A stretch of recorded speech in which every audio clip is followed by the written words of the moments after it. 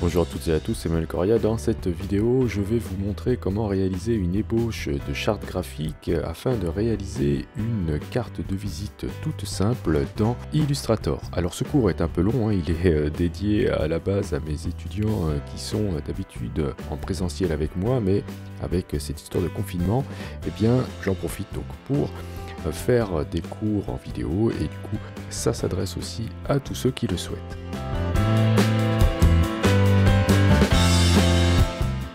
Bien, alors avant de commencer, allez vérifier dans le menu édition, couleur, ici. Vous allez choisir plus d'options, voilà, à ce niveau-là. Et vous allez choisir ici en RVB le sRGB. Donc là-dedans, vous allez chercher le sRGB qui est ici. Ok, et en cyan magenta jaune et noir, on va prendre le Coatide Fauxgras 39. Voilà, c'est celui qui nous servira pour la conversion de notre carte de visite. Je valide avec OK et je vais faire un nouveau document, fichier nouveau. Et je vais faire un document de type A4. Alors le A4, vous pouvez le trouver dans Impression si vous voulez. Vous avez le A4 ici, d'accord? Et je vais me mettre en orientation paysage. Ça me permettra d'avoir un peu plus de largeur que de hauteur. Je vais laisser un seul plan de travail. Alors ce document va nous servir pour établir la charte graphique de notre carte de visite. En mode colorimétrique, je ne vais pas travailler tout de suite en cyan, magenta, jaune et noir. Je vais préférer travailler en RVB, ce qui me permettra, si j'ai besoin, eh bien d'opérer des conversions dans d'autres modes que le Fauxgras 39. Vous voyez, des cyan, magenta, jaune et noir, il y en a plusieurs. Donc si je souhaite un jour bien, faire une conversion dans un autre cyan, magenta, jaune et noir, je pourrais le faire depuis ma version RVB. Donc je vais choisir dans la liste ici RVB, vous aurez une petite alerte, c'est tout à fait normal. Alors ça se trouve dans les options avancées. Okay. Au niveau des effets de pixelisation, vous pouvez laisser sur 300 pixels par pouce, bien que dans notre exercice, nous n'aurons pas d'effet de pixelisation. Donc je vais cliquer sur créer, ça va donc me faire ma première page dans laquelle on va aller importer le logo et le document qu'on va aller chercher, c'est celui-ci. Alors, ce que vous allez faire, c'est ici, cliquer sur télécharger gratuitement, mais vous allez chercher l'image vectorielle qui est ici en AI. D'accord, donc c'est-à-dire avec le format Illustrator. Pour télécharger cette image, il vous faudra créer un compte sur Pixabay. D'accord, donc vous créez un compte, c'est gratuit, vous rentrez votre email, etc., etc. Et une fois que c'est fait, vous pourrez vous inscrire avant de télécharger cette image. Dans mon document ici de ma page A4, je vais importer ce format Illustrator. Donc je vais faire fichier importer et je vais aller chercher donc ici le format Illustrator. Vous voyez ici j'ai le format PNG que j'avais été téléchargé aussi, mais c'est pas celui-ci qu'il faut prendre, c'est bien le format Illustrator. Je vais décocher ici les options d'importation, c'est pas nécessaire. Vous allez décocher aussi lié, ici voilà, puisque je ne souhaite pas l'avoir lié, je souhaite qu'il soit incorporé dans mon document. D'une part, ça me permettra, si je déplace l'original, d'avoir toujours mon logo dans ma page ici qui va me servir donc pour ma charte graphique. Et ça va nous permettre aussi de pouvoir modifier ce fichier Illustrator. Donc je fais importer et je vais faire un cliquer et glisser pour le poser de cette manière-là. Très bien. Ce qu'on va faire, c'est qu'on va supprimer ici Bilogo et on rajoutera nos indications ici. On va aller chercher dans le menu fenêtre le panneau calque, si vous ne l'avez pas déjà. On va, dans ce panneau, faire des petites modifications au niveau du fichier qu'on a importé. Je vais déplier ici le calque 1 et vous voyez qu'ici, nous sommes en présence d'un groupe. Ça, c'est très bien. Je vais déplier ce groupe en cliquant ici et on voit qu'ici, le groupe est écrété, c'est-à-dire qu'on a ici une forme. D'ailleurs, c'est indiqué dans la barre de contrôle lorsque on sélectionne le groupe. Voilà, on a ici un masque d'écrétage, d'accord? Et on va pouvoir le constater si on ouvre ce groupe écrété. Hop, on a le masque qui est ici. Bon, le masque, on va s'en débarrasser. Tout simplement, je vais cliquer dessus. Vous voyez, il est surligné en bleu. Donc, je clique à droite du mot masque et je vais cliquer ensuite sur la poubelle pour le supprimer. Très bien. Donc je vais ensuite ouvrir ce groupe ici qui est aussi écrété, puisque c'est indiqué là. Donc je l'ouvre, ok, et on voit un autre masque ici. Donc de la même manière, je vais cliquer ici, et pour le surligner en bleu, vous voyez, c'est pas la peine de le sélectionner physiquement. Ce qui nous intéresse ici, c'est bien de sélectionner juste au niveau de l'élément là. et je vais ensuite cliquer sur la poubelle pour le supprimer. Voilà, maintenant je vais pouvoir supprimer le texte ici. Donc ce que je vais faire, c'est que je vais supprimer maintenant ces lettres que j'ai ici. Donc je vais cliquer sur cette zone encore une fois à droite là, du mot tracé. Je vais maintenir la touche majuscule et je vais ensuite cliquer sur le B ici. Voilà, ce qui me permet de tout sélectionner d'un coup. Et je peux cliquer sur la poubelle pour supprimer ces éléments. On se retrouve maintenant avec deux groupes. Ok, donc on a un groupe ici inclus, on va dire, voilà, le dessin de l'abeille et un tracé qui est le fond. D'accord? Donc on va encore simplifier tout ça. Je vais, vous voyez le groupe ici, je le sélectionne, enfin je clique ici pour le surligner en bleu et je vais le déplacer au-dessus du mot groupe. Quand je vois un trait bleu, je peux lâcher et vous voyez, j'ai du coup sorti le groupe du groupe. Ok, je peux peut-être le renommer, celui-ci, ça sera plus parlant. Double-clic sur le nom, je vais l'appeler logo. Ok, et ici le tracé qui sert de fond, je vais le monter lui aussi. Et voilà, dès que je vois un trait bleu, juste en dessous du mot logo, je lâche. Et maintenant, voilà, je me retrouve avec uniquement deux éléments. Ce sera plus facile à manipuler. Vous voyez, j'ai l'abeille ici, et j'ai le fond. Très bien. Alors, on va nous ajouter ici le nom de l'entreprise et on va dire que ce sera le logo vraiment de notre entreprise. La police, je suis allé la chercher sur le site Google Font. Donc vous allez ici sur le site googlefont.com, d'accord?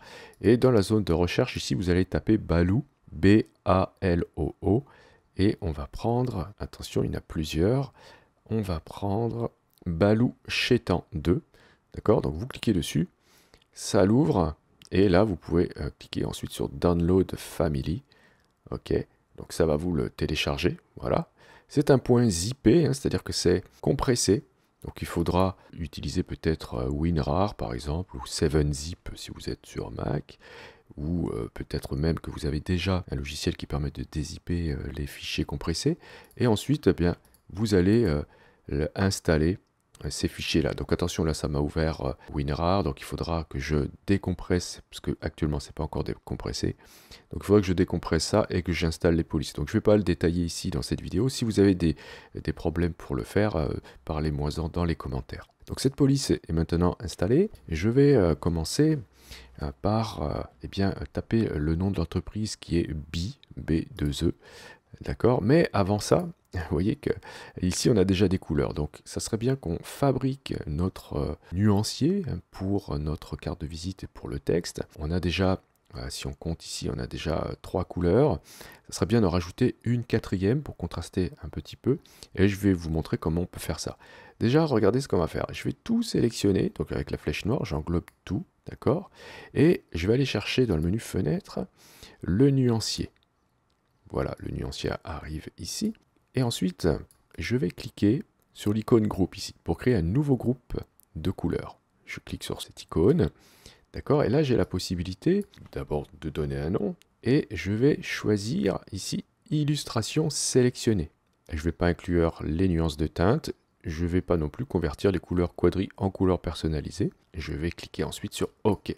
Et ça me crée, vous voyez, un groupe avec mes couleurs. Donc j'ai peut-être, vous voyez, deux jaunes différents. Alors attention, ne cliquez pas sur une couleur lorsque vous avez tout sélectionné, sinon vous allez appliquer la couleur partout.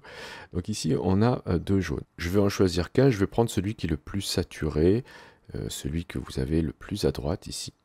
Donc je vais sélectionner cette couleur-là et cliquer sur la poubelle pour la supprimer. Je supprime cette nuance et je vais ensuite sélectionner le fond et vérifier voilà, que le fond est bien assigné à cette couleur-là, sinon je clique sur la couleur. Donc là, je me retrouve avec 3 couleurs. J'aimerais bien en avoir une quatrième. Donc ce que je vais faire, c'est que je vais pouvoir peut-être utiliser le site Adobe Color. Et pour cela, je vais avant relever les codes couleurs de ces nuances.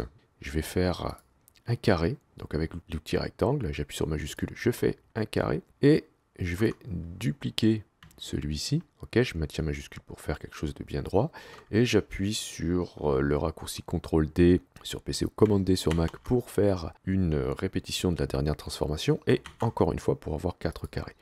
Donc je prends ce deuxième carré, je vais cliquer sur la nuance orange, et celui-ci sur le marron, comme ceci. Celui-ci, je ne sais pas encore quelle couleur ce sera, donc il va falloir que je le détermine, mais avant ça, je vais écrire à côté les nuances.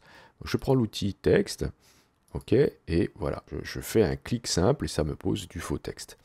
Je vais ensuite sélectionner mon carré, double-cliquer ici dans la barre des outils pour ouvrir le sélecteur de couleurs. Et là, vous voyez, on a un code hexadécimal qui est sélectionné. Vous pouvez faire CTRL-C sur PC ou Command-C sur Mac pour le copier. Et ensuite, je vais reprendre mon texte ici. Donc, double-clic avec l'outil de sélection, ça va directement vous faire apparaître le curseur de saisie. Vous sélectionnez tout le texte et vous remplacez le texte en faisant CTRL-V ou Command-V. Voilà, et ça va vous poser les codes hexadécimales. Donc je vais faire ça pour les autres couleurs. Et ensuite, je vais aller saisir ces valeurs dans le site Adobe Color. Donc je suis ici dans le site Adobe Color, color.adobe.com, peu importe, voilà. Je vous mettrai les liens dans la description. Et vous avez ici des règles chromatiques que vous allez pouvoir appliquer. Nous, ce qui va nous intéresser, c'est plutôt personnaliser, car on n'a pas envie d'avoir des couleurs créées automatiquement. Donc ici, je vais saisir les codes hexadécimales de mes couleurs. J'appuie sur tabulation pour passer à l'autre couleur, ou j'appuie sur entrée. Et à chaque fois, je vais aller récupérer mes valeurs ici et les saisir à ce niveau-là. Ok, donc la dernière ici, on ne va pas s'en occuper. Ce qui nous intéresse, c'est plutôt voilà, avoir une autre couleur par ici. Donc ce que je vais faire, c'est que je vais dire que je vais partir peut-être avec la dernière couleur ici, la jaune. Donc je vais la remettre ici. D'accord? Donc c'est cette épingle là.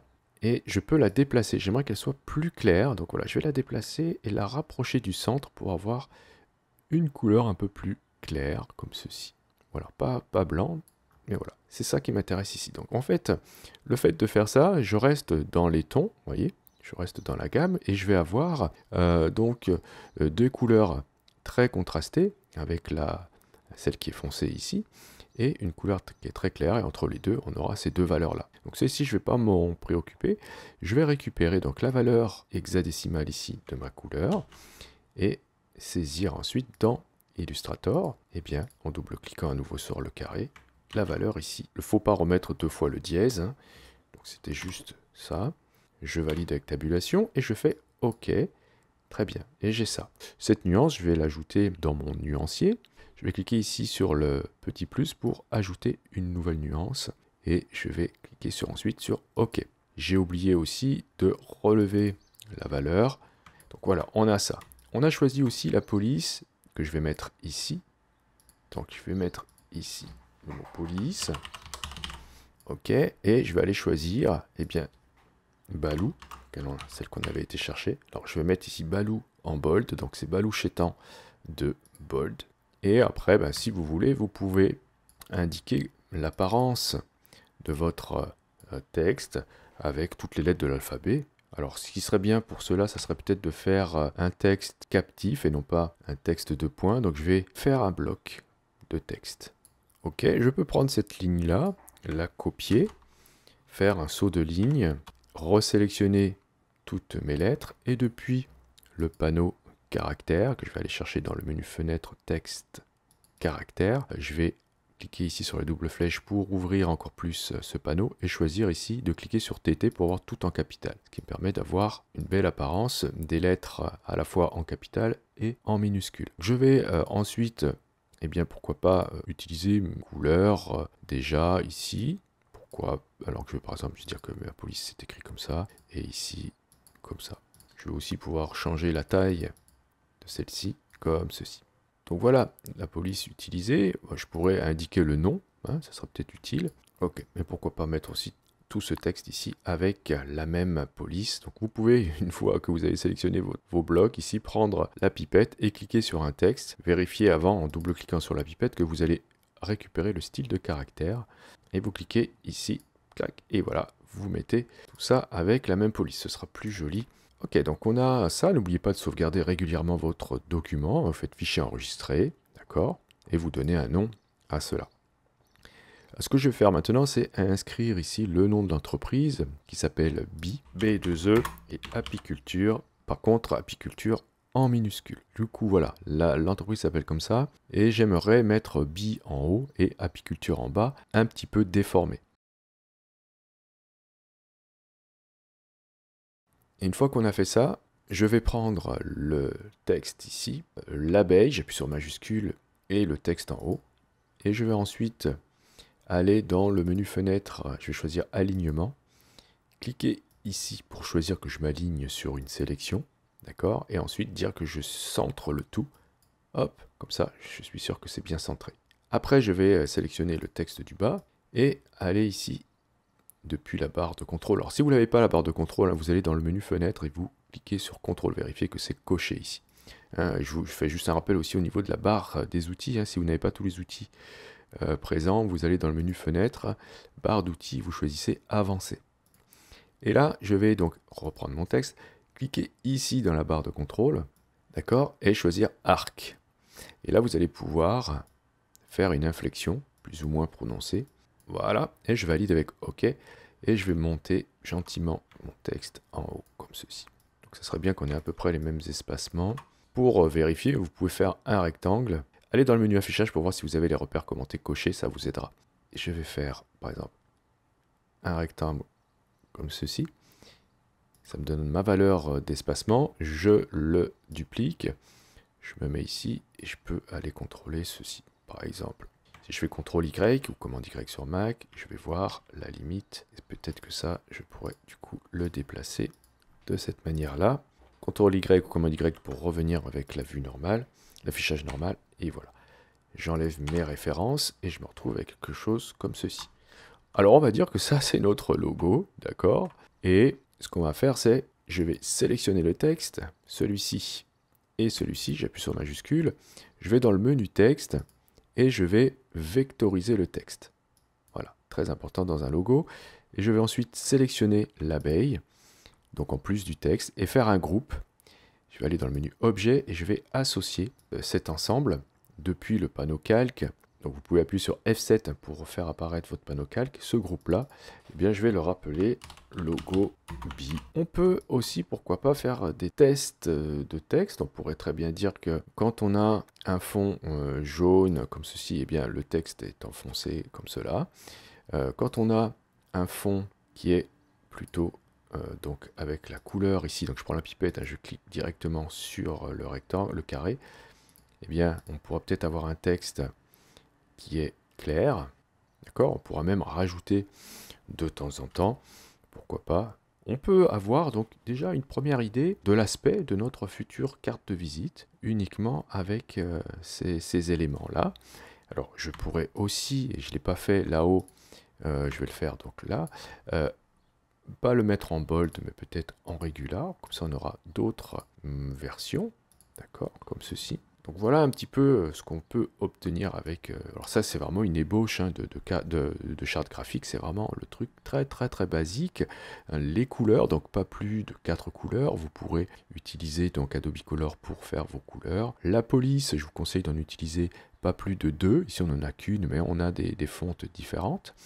D'accord, et voilà. Donc on va ensuite créer notre carte de visite. On va partir avec le postulat suivant. On dit qu'on utilise un format de carte de visite standard, donc c'est du 85 mm par 55 mm. On va dire qu'on a besoin de marge intérieure de 3 mm et de fond perdu de 2 mm. On va dire qu'on a besoin pour l'export d'un cyan magenta jaune et noir en faux gras 39. Et ensuite, ce qui nous manque, eh bien, c'est les informations qui doivent être présentes sur la carte de visite. Voilà. Donc, on a un rappel du nom de l'entreprise, on a l'adresse, le numéro de téléphone, le site internet, l'adresse mail et le nom de la personne, en fait, qui est directement concerné par cette carte de visite. Donc, c'est monsieur Durand-Bernard qui est au service qualité, par exemple. Donc, on a déjà pas mal d'éléments pour commencer cette carte de visite. Donc on va partir avec ces éléments-là. On va créer donc un document qui va répondre à ce cahier des charges. À part le cyan magenta jaune et noir, on s'en occupera à l'export. Donc je vais faire fichier nouveau. Je vais choisir ici donc 85 mm en largeur sur 55 en hauteur. Fond perdu, eh bien on a dit qu'on avait 2 mm, donc je rentre ici 2 mm. Alors toutes ces informations, le fond perdu, les marges, etc., vous sont fournies normalement par votre imprimeur. Je vais rester en RVB pour les mêmes raisons que tout à l'heure.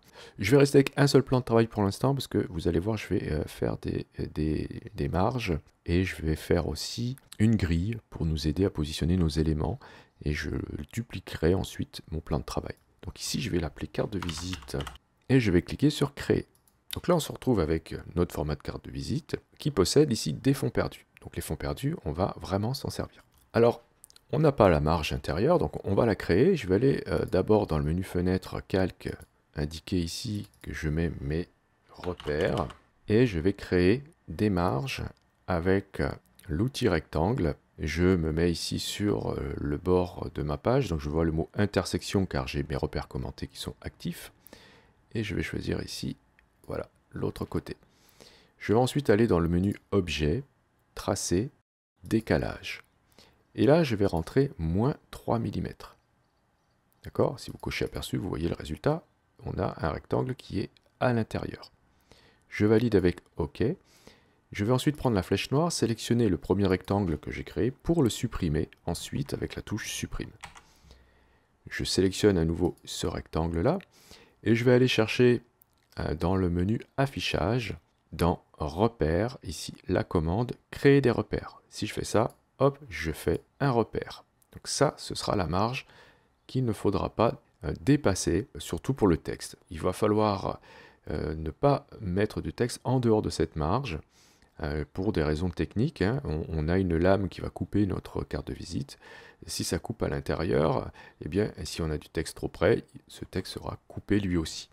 Donc elles servent à ça, ces marges techniques. Je vais ensuite prendre l'outil grille rectangulaire. Donc vous allez le chercher, c'est dans le même groupe que l'outil trait, ici, grille rectangulaire. Vous double-cliquez dessus, et ici, je vais faire une subdivision horizontaux de 6 et verticaux de 9. Eh bien pourquoi? Parce que ça reprend à peu près le format de base de notre carte de visite, qui était donc 85 sur 55. Donc en arrondissant, on va trouver ces valeurs-là, d'accord? Et je vais cliquer sur OK, faire un cliquer-glisser au niveau de nos marges ici, hop, et poser une grille comme ceci. Alors pourquoi? Ça va me permettre eh bien, de m'organiser plus facilement dans ma carte de visite. Alors cette grille-là, hein, vous pourrez la faire comme bon vous semble. Vous n'êtes pas obligé de faire la même que moi. Vous pouvez la faire plus détaillée, moins détaillée, etc. etc. Utiliser des repères de règles, comme vous voulez. Moi j'ai décidé de faire une grille pour que ce soit plus simple. Et vous allez voir que c'est, ma foi, bien utile. Je vais ensuite aller dans le menu affichage, repères et créer aussi des repères à ce niveau-là. Voilà. Je vais retourner dans mon panneau calque. Vous voyez ici, j'ai mes repères. Je vais pouvoir les verrouiller en cliquant ici. Je pourrais même les cacher si j'ai besoin de les cacher. Très bien. Je vais créer un autre calque par-dessus. Et je mettrai mon fond, par exemple. Donc, je double-clique dessus. Je vais l'appeler fond. Et je vais créer mon premier fond. Je vais prendre l'outil rectangle et je vais le faire dépasser dans le fond perdu. Bon, j'ai besoin de mes couleurs. Alors, je vais retourner dans ma charte graphique ici, prendre la flèche noire, sélectionner mes rectangles ici, faire un CTRL-C sur PC ou commande C sur Mac et ici CTRL-V pour positionner mes couleurs voilà, à côté comme cela. Je peux même changer la taille si j'ai besoin, que ce soit pas trop gros. Voilà. Donc je vais sélectionner ce premier rectangle, j'ai carré, je voudrais faire un fond jaune. Donc vous voyez ici j'ai la couleur jaune qui est déjà dans le fond, dans ma barre des outils ici. Je prends l'outil rectangle et je fais un cliquer-glisser pour positionner dans les fonds perdus mon fond. Très important que ce soit compris dans les fonds perdus. Voilà. Très bien, donc ça ce sera le recto de ma carte de visite. J'aimerais qu'il soit de cette couleur-là et je vais faire le verso avec la couleur plus foncée. Donc ce que je vais faire, c'est qu'avant de positionner mes éléments, je vais déjà dupliquer mon plan de travail avec ici l'outil plan de travail qui est ici, d'accord? Déverrouiller les repères, sinon ils ne seront pas amenés avec le plan de travail. Vérifiez que vous avez ici cette option qui est cochée, déplacer, copier illustration avec le plan de travail. Et vous allez utiliser la touche Alt lorsque vous allez cliquer sur le nom du plan de travail, voilà, pour faire une copie. Appuyez sur majuscule pour être bien droit si vous voulez. Je vais pouvoir ensuite reverrouiller mes repères. Très bien, je peux prendre l'outil maintenant de sélection. Je vais cliquer sur ce fond là. Et je vais ensuite prendre la pipette, cliquer sur cette couleur pour avoir un fond comme ceci. Donc les repères, à tout moment, vous pourrez les cacher donc en cliquant là-dessus, sur l'œil dans le panneau calque, ou en allant dans le menu affichage, et vous allez même pouvoir mémoriser ce raccourci, ici, masquer les repères. Donc, je vais aller chercher maintenant le logo qui est ici, donc je le sélectionne, CTRL-C, je vais le coller ici, CTRL-V. Il est bien trop gros, donc je vais changer sa taille, donc j'appuie bien sur majuscule pour faire une transformation qui ne va pas la déformer, comme ceci, et je vais bien le centrer. Alors, pour être vraiment sûr que c'est centré, je peux aller dans le menu fenêtre, alignement, et ici, je ne vais pas m'aligner sur la sélection, mais sur le plan de travail. Cliquez sur cette première icône-là, et sur celle-ci. Voilà.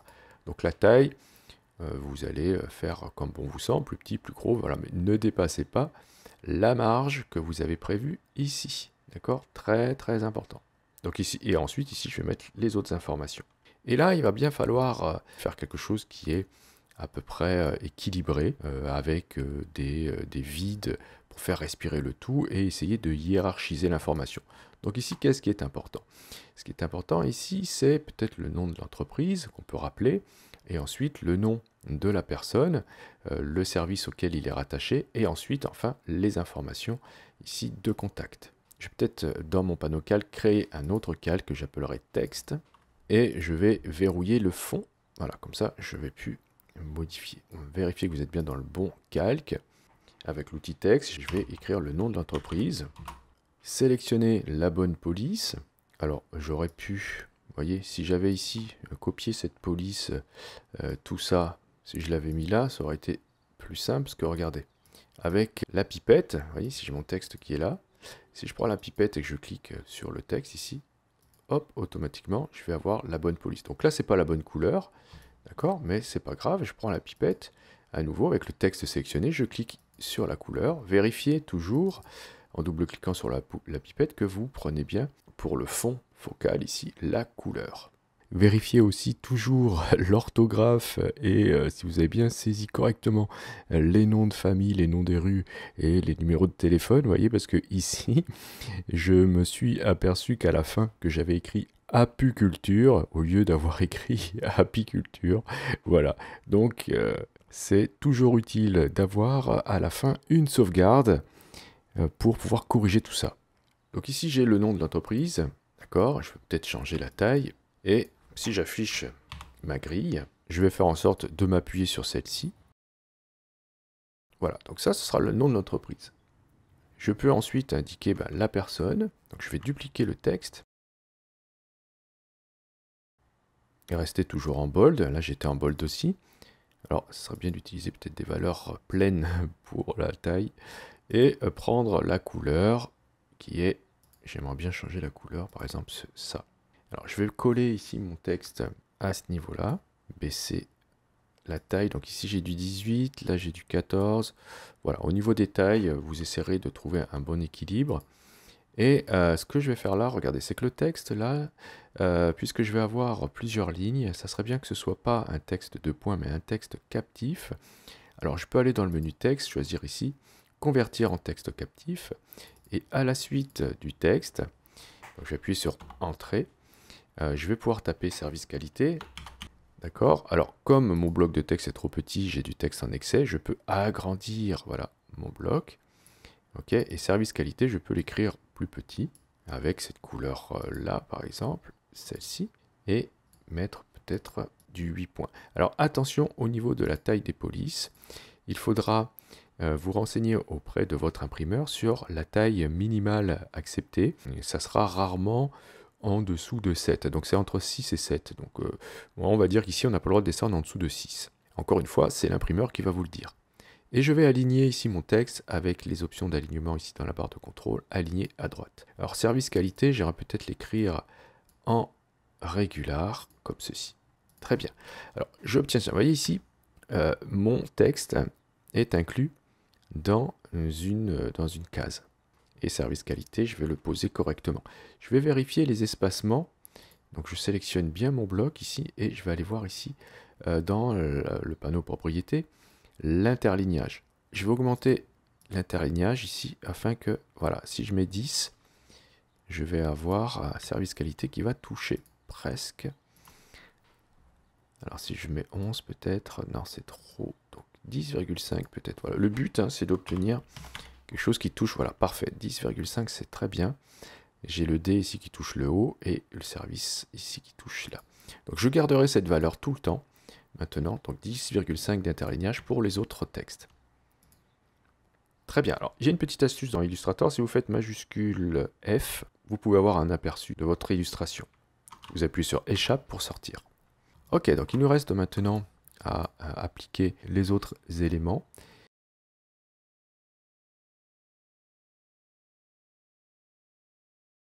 Et m'aligner sur ma grille à ce niveau-là, peut-être comme ceci. Alors, plutôt comme cela. J'aimerais bien que l'adresse soit alignée avec service qualité. Ça pourrait être sympa. Là, tac, tac, comme ceci. Tel, vous pouvez le mettre ou pas, vous n'êtes pas obligé, hein, c'est à vous de voir. Vous pourrez même mettre une petite icône si vous voulez. Alors si vous le faites, je vous conseille d'utiliser plutôt une icône en vectoriel et avec les couleurs bien sûr qu'on a déjà créées. N'ajoutez pas d'autres couleurs. Hein. Je vais dupliquer ce bloc, voilà, et ensuite indiquer ici l'adresse mail et le site internet. Toujours avec les mêmes valeurs ici. Alors il faut bien aller chercher la bonne police. Vous voyez ici, j'ai pas la bonne police non plus. Donc je peux prendre la pipette et cliquer ici sur service qualité. Voilà, attention parce que ça prend aussi les styles de paragraphe. Donc attention à refaire l'alignement. D'accord? Et la même chose ici. Donc si j'appuie sur Alt, je vais pouvoir assigner. Voilà, la même chose ici. Donc je peux baisser ça comme ceci. Et lui aussi, c'est pas la peine que ce soit un bloc si gros. Voilà, donc j'ai bien deux blocs ici. Et lui, je peux le centrer peut-être à ce niveau-là, dans la grille. Alors, je ne vais pas m'approcher trop près de la limite ici hein, de notre marge. Je vais rester comme cela. Donc là, je suis à peu près centré dans ma grille. C'est tout à fait acceptable au niveau de l'alignement. Je pourrais peut-être aussi, pour différencier un petit peu les couleurs, eh bien, modifier ce bloc avec peut-être quelque chose d'un peu plus clair comme ceci. J'obtiens ça. Comme cela. Donc ici on a un vide. Alors ici on pourrait augmenter la taille ici du nom de l'entreprise. Hop, et là vous aurez quelque chose d'un peu plus équilibré. Voilà. Et au final, voilà, vous avez une carte de visite qui est bien construite avec voilà, une ébauche de charte graphique que nous avons fait. Alors je vous conseille maintenant, si vous souhaitez l'exporter, eh bien de bien sûr supprimer tous ces éléments-là dont vous n'avez pas besoin. Et faire une sauvegarde de ce document, vous l'enregistrez, fichier enregistré sous, vous l'enregistrez, et ensuite on va faire l'export. Donc ce qu'on peut faire aussi, avant de faire notre PDF, c'est peut-être vectoriser nos textes, ce qui nous permettra d'être sûr qu'ils seront bien incorporés dans le PDF. Donc je sélectionne tous mes textes. Alors je peux le faire directement depuis le panneau calque, puisque j'ai fait en sorte de mettre tous mes textes, vous voyez, à part celui-ci et celui-ci que je vais glisser dans le bon calque. Donc on peut voir, voilà, tous mes textes sont là. Donc je les sélectionne tous en cliquant ici à droite du rond. OK. Et je vais dans le menu texte et je vais choisir ici vectoriser. Voilà, à partir de ce moment-là, tous mes textes, attention, ne sont plus éditables. Je ne pourrai pas faire de modification. Donc très important de bien vérifier ça. Donc, ne sauvegardez pas maintenant votre document. Si vous le sauvegardez, précisez que dans le nom du document, que vos textes sont vectorisés. Ensuite, vous allez dans le menu Fichier, Enregistrer sous, et là, vous allez l'appeler carte de visite. Voilà, c'était, vous voyez, le nom de notre document qu'on a créé tout à l'heure. Et vous n'allez pas choisir AI, vous allez choisir PDF. Vérifiez bien que vous avez ici coché tous. Vous cliquez sur Enregistrer, et là, on va vous demander peut-être quelle norme de PDF vous devez faire. Si on vous le précise, vous allez chercher là-dedans la norme qu'on vous a demandé. D'accord? Si on vous a rien demandé, vous laissez sur 100. Vous allez ensuite dans Compression, ici, de choisir de ne pas sous-échantillonner, puisque de toute manière, ici, on n'a aucune image à base de pixels, donc pas de problème à ce niveau-là. Au niveau des repères et fonds perdus, est-ce qu'on va afficher les repères dans notre PDF? Eh bien ça c'est pareil, il faudra demander à votre imprimeur. Certains le demandent, d'autres non. Par contre, chose importante, cochez ici utiliser les paramètres de fond perdu de document afin d'ajouter dans votre PDF les extensions là, présentes dans votre fond perdu. Ensuite, au niveau de la sortie, là, c'est là qu'il va falloir rentrer la conversion. Donc, au lieu de aucune conversion, vous allez choisir convertir vers la destination, choisir le faux gras 39, si c'est celui-ci qu'on vous demande encore une fois, ok, et est-ce qu'il faudra inclure ou pas le profil? Eh bien, il faudra aussi le demander à votre imprimeur. S'il les veut, eh bien, vous faites inclure les profils de destination. S'il ne les veut pas, vous mettez ne pas inclure les profils. Voilà. Dans Avancer, vous laissez comme ça. Dans Protection, on n'a pas besoin de protection. Et là, dans Résumé, on a le résumé de ce qu'on a fait. Par contre, dans Général, il se peut aussi qu'on vous demande de conserver les fonctions d'édition d'Illustrator. Donc, si on vous le demande, eh bien, il faudra le cocher. J'aime bien aussi afficher le PDF après l'enregistrement, donc ça, je le coche là-dedans. Et après, le reste, vous pouvez le laisser cocher, sauf si on ne vous le demande pas. Une fois que c'est fait, vous cliquez sur Enregistrer en PDF et le PDF va être généré. Donc voilà, votre PDF va s'ouvrir. Il est composé donc de 2 pages. Et ce document-là, vous pourrez l'envoyer à votre imprimeur pour qu'il vous imprime votre carte de visite. Je vous remercie d'avoir suivi cette vidéo. Si vous avez des questions, n'hésitez pas à le faire dans les commentaires. Si vous avez aimé, vous pouvez cliquer sur j'aime. Si vous souhaitez soutenir cette chaîne, vous pouvez cliquer sur le lien Utip présent dans la description de cette vidéo. Si vous n'êtes pas encore abonné, vous pouvez cliquer sur abonnez-vous. N'oubliez pas la petite clochette pour être averti des prochains cours ou des prochains tutos. Et justement, on se dit à la prochaine pour un autre cours ou pour un autre tuto.